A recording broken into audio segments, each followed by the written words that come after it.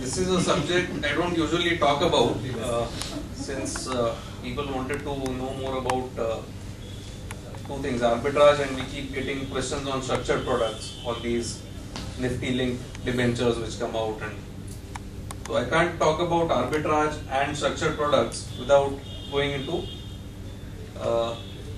basics of derivatives.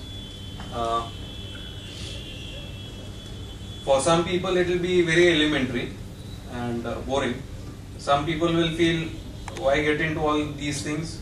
They are not interested. So I've tried to come to an average kind of presentation where I don't offend either set of people too much. You are using the 50% theory.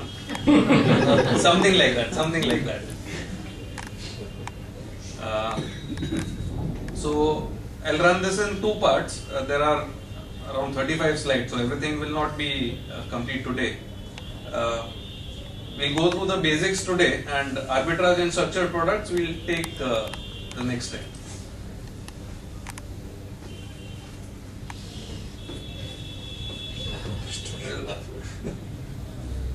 As a company, we have a lot of distaste for derivatives. Warren Buffett has famously called them financial weapons of mass destruction. And even people who won Nobel Prizes for the Black-Scholes formula for option pricing, those are the people who founded a company called Long-Term Capital Management, and it went bankrupt, and with its bankruptcy it threatened to bring down the entire financial system.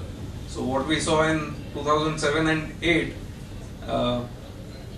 had a history. There was a trailer of that in the late 90s. So we believe in the slow and steady way. So why are we really talking about derivatives? Despite derivatives being dangerous, there are times when you can profit from them. So the same person who has called them weapons of mass destruction has also said that sometimes they become wildly mispriced. And Berkshire Hathaway itself has written a lot of put options. So I'll come to that in a bit. So we will be essentially looking at low risk strategies and strategies where you can benefit from mispricing. We are not going to recommend casino type of strategies here. For those you can any day watch CNBC or pick up some of the financial newsletters. Again, this is not a academic course where I'll try to be very mathematically accurate or give you derivatives on all types of instruments, commodities, currencies and interest rates and all that. We will restrict ourselves to equity markets as they prevail in India. So we will talk about derivatives on individual stocks, and we will talk about derivatives on indices.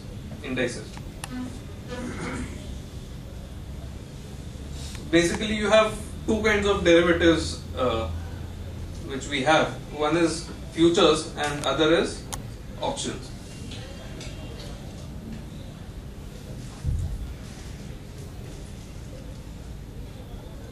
Futures are that way quite simple to understand.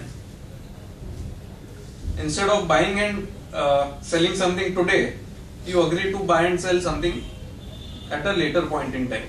That's essentially futures.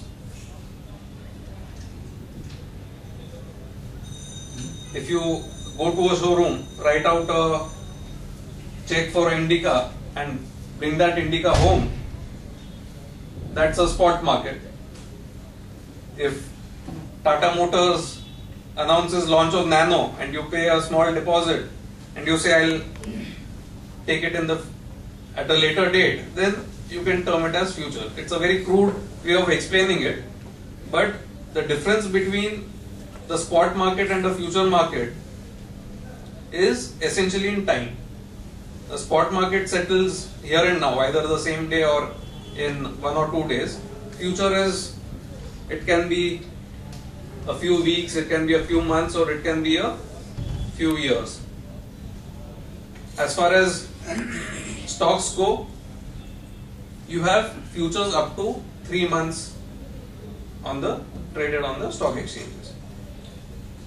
So just like you have a transaction price for a spot purchase and sale, you have a transaction price for a futures contract.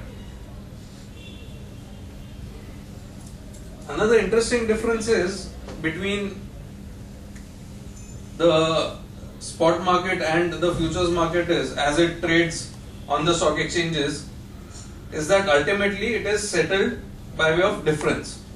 There is no actual delivery of the stock or the index on which the contract was undertaken. So I will come to a real or a hypothetical example that will make things clear.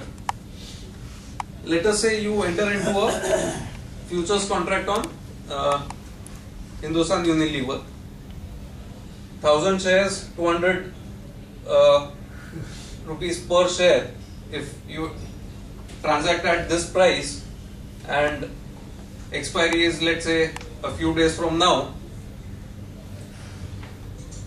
obviously you need two parties, one who buys the futures contract and the other one who sells the futures contract.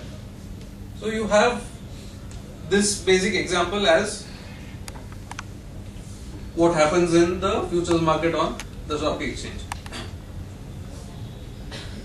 Now there are various prices which can prevail on 25th Feb 2010. Lever could have a share price of 0 to, let's say, it can go up to 450. It can of course go higher, but I have taken this range of share prices. If the share price were to remain at 200 and the futures price was 200, then no party profits or loses from this contract. If the price falls, then the party who has bought the futures will lose. So at a price of 0, the party who has bought will lose the entire 200 rupees. If the price were to rise to 400, the party who has bought it at 200 will obviously gain the difference of 200. So for these share prices, this will be the profit and loss to the party who has purchased the contract. So for A, this will be the kind of profit and loss scenario. For B, which has sold lever in futures, it is exactly the mirror image. So whatever is the profit of party A becomes the loss of party B. Why are these called dangerous? The reason why these can be dangerous is that you don't need 200 rupees to enter into this transaction. You can have only 10 or 20 rupees and enter into this transaction for 200 rupees.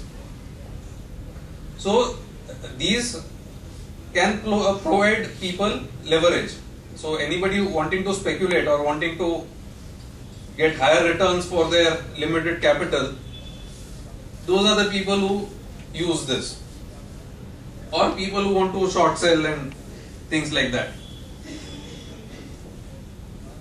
So initially the exchange will collect only the margin amount from both the parties to ensure that they honor the contract.